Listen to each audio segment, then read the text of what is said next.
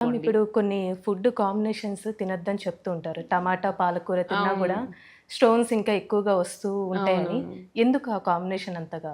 పాలకూరలో గూడా ఆక్సాలేట్ క్రిస్టల్స్ ఉంటాయి. నేను చెప్పాను కదా! ఆ! పాలకూరను గూడా ఉడకబెట్టుకొనే తినాలి. అదే మనం ఫస్ట్ చేసుకున్న కాన్సెప్ట్. ఈవెన్ టొమాటోలో కూడా రా టొమాటో యూజ్ చేస్తే నీకు మళ్ళీ కిడ్నీ స్టోన్స్ ఫార్మ్ అవుతాయి. హుహు. ఈ మధ్య సలాడ్ కాన్సెప్టే. ఇదే నేను ఫస్ట్ మనం మాట్లాడుకున్న మాటే అది. ఆ! ఈ సలాడ్ కాన్సెప్ట్ అనేది ఆయుర్వేదంలో లేనే లేదండి. హ్మ్. పచ్చి కూరగాయలు అనేది మనకు లేదు.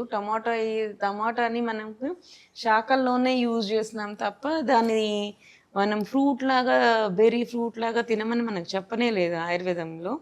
సో, కంపల్సరీగా టమాటా గానీ, పాలకూర గానీ ఉడకబెట్టుకొనే తినండి.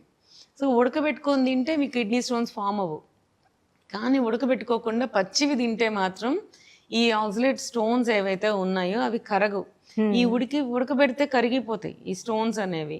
సో, అయి పచ్చిగా తిన్నప్పుడు మాత్రమే మీ కిడ్నీ స్టోన్స్ ఫార్మ్ అవుతాయి. హ్మ్. సో, ఈ ఒక చిన్న కాన్సెప్ట్ తెలియక టమాటాలు తింటే మీకు స్టోన్‌లొచ్చేస్తాయి. పాలకూర తింటే స్టోనొచ్చేస్తదని. నేను పాలకూర తింటున్నా మరి నాకు స్టోన్ ఎందుకు రావట్లేదని క్వెషన్ వేస్తారు. వాళ్ళు తినే పద్ధతి ఏంటంటే ఉడకబెట్టుకొని తినడం.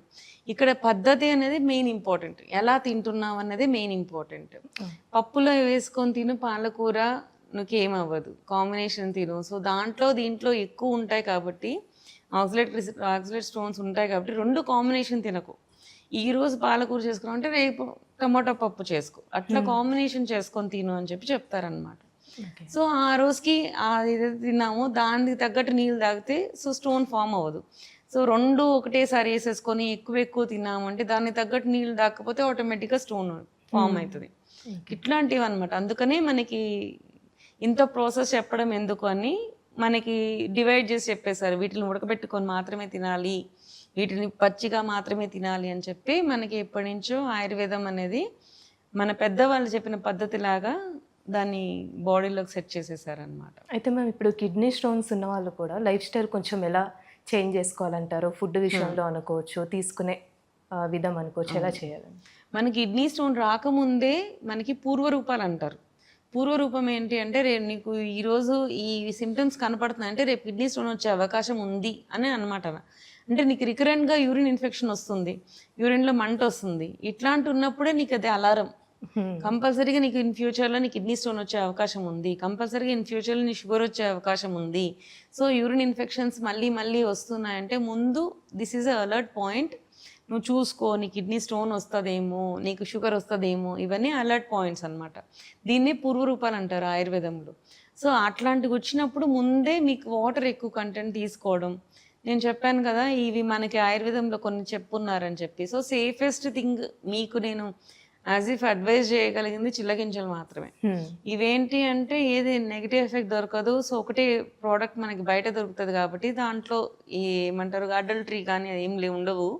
సో, అవి వాటర్‌లో మీరు మీరు ఇప్పుడు సాఫ్ట్‌వేర్ వాళ్ళనుకోండి. ఒక 2, 3 గింజలు ఏసేసుకోండి. వాటర్ హ్మ్. బాటిల్ నింపేసుకోండి. ఆ రోజంతా వాటర్ తాగండి. సో, అది ఏంటంటే కొంచెం ఆల్కలైన్ మీడియా లాగా వర్క్ చేస్తది.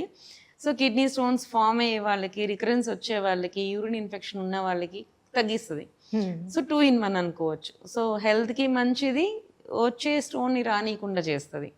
సో, అట్లాంటి చిన్న అడ్వైజెస్ చేసుకోండి. వాటర్ అలారం పెట్టుకోండి. టైంకి తాగండి.